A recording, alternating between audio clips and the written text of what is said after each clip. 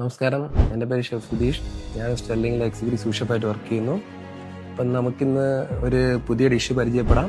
അത് നമ്മളിന്ന് പരിചയപ്പെടാൻ പോകുന്നത് സ്റ്റെർലിംഗ് റിസോർട്ടിലെ ദ മലബാർ റെസ്റ്റോറൻറ്റിലെ ഒരു സിഗ്നേച്ചർ ഡിഷായ കായ മാങ്ങാക്കറിയെ കുറിച്ചാണ്. അപ്പോൾ കായ മാങ്ങാക്കറി പ്രിപ്പറേഷൻ ചെയ്യാൻ വേണ്ടിയുള്ള ഇൻഗ്രീഡിയൻസ് നമുക്കൊന്ന് പരിചയപ്പെടാം ആദ്യം. അപ്പോൾ അതിനുവേണ്ടി അധികം പഴുക്കാത്തതും എന്നാൽ പച്ചയുമല്ലാത്ത ഒരു കായ, അതുപോലെ തന്നെ മാങ്ങ.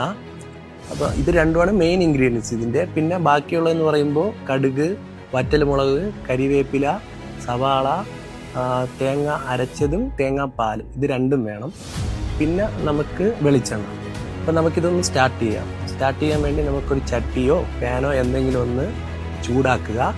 അതിലേക്ക് വെളിച്ചെണ്ണ ഒഴിക്കുക. വെളിച്ചെണ്ണ ഒഴിച്ചതിന് ശേഷം കടുക് പൊട്ടിക്കുക. കടുക് പൊട്ടിച്ച് വറ്റൽമുളക് ഇടുക, സവാള, പിന്നെ കരിവേപ്പില ഇട്ടിട്ട് നമുക്കൊന്ന് ഇത് വാട്ടിയെടുക്കണം. വാട്ടിയെടുത്തതിന് ശേഷം അതിലേക്ക് മസാലകളായ മഞ്ഞൾപ്പൊടി, മല്ലിപ്പൊടി, കുറച്ച് മുളക് പൊടി, ഒരു അധികം മുളക് പൊടി ഇടേണ്ട, എന്നാൽ കളറൊന്ന് ഫെയ്ഡാവും. ഇത് ശകല ഓയിലൊഴിച്ച് സോട്ട് ചെയ്തെടുത്തിട്ട് ശകല വെള്ളവും തേങ്ങ അരച്ച പേസ്റ്റും കൂടെ ചേർത്ത് നമ്മളൊന്ന് തിളപ്പിച്ചെടുക്കും.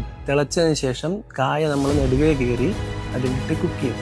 കായ കുക്ക് ചെയ്യാൻ വേണ്ടി കുറച്ച് അധികം സമയം വേണം. അപ്പം കായ നമ്മൾ ആദ്യം ഇട്ട് കുക്ക് ചെയ്തെടുത്തതിന് ശേഷം പിന്നെ അതിലോട്ട് നമ്മൾ മാങ്ങ ആഡ് ചെയ്യും. മാങ്ങ ആഡ് ചെയ്തതിന് ശേഷം മാങ്ങ ജസ്റ്റ് ഒന്ന് തിളച്ചാൽ മതി, മാങ്ങ പെട്ടെന്ന് കുക്കാവും.